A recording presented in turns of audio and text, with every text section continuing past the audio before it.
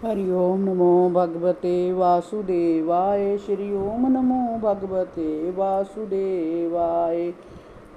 पाप करते रहते हैं, किंतु मनुष्य को इतना बुद्धिमान हो तो होना ही चाहिए कि वह समझ सके कि जय शरीर किसका है। मूर्ख व्यक्ति अपने शरीर पालन के लिए अन्य पशुओं का वध करता है, किंतु वह जय विचार नहीं करता कि जय शरीर उसका है, जा उसके पिता का, जा माता अथवा नाना का है।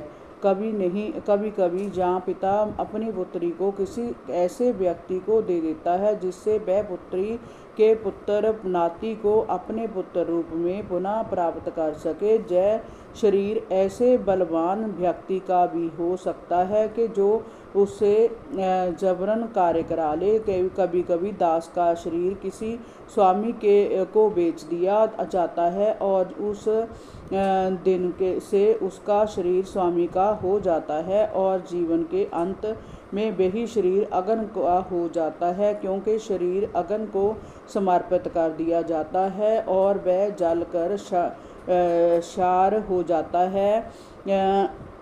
अथवा जय शरीर सड़क पर फेंक दिया जाता है जिससे उसे कुत्ते तथा गिद्ध खा जाएं। शरीर पालन के लिए सब प्रकार के पाप करने के पूर्व मनुष्य को वह जय जान लेना चाहिए कि जय शरीर किसका है।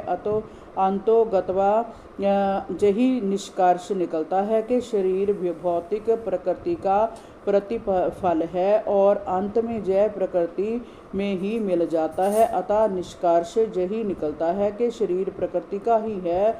मनुष्य को भूल कर भी जय नहीं सोचना चाहिए कि जय शरीर उसका है। झूठा सत्व जताने के लिए भला मनुष्य हत्या में क्यों प्रवृत्त हो शरीर पालन के लिए वह निर्दोष पशुओं का वध क्यों करे। जब मनुष्य ऐश्वर्य की झूठी प्रतिष्ठा में पागल होता है तो वह किसी प्रकार के नैतिक उपदेश की परवाह न करके मदरा प्रमदा तथा पशु वध में प्रवृत्त हो जाता है। ऐसी स्थिति में गरीबी का मारा पुरुष ज़्यादा अच्छा होता है, क्योंकि गरीब व्यक्ति अपने आप को अन्य जीवों के परिश्रय में सोचता है। एक गरीब व्यक्ति प्राय अन्य जीवों को हानि नहीं पहुंचाना चाहता, क्योंकि वह सरलता से समझ सकता है कि जब उसे कोई घाव पहुंचता है तो उसे पीड़ा होती है। अतः नारद ऋषि ने सोचा कि चूंकि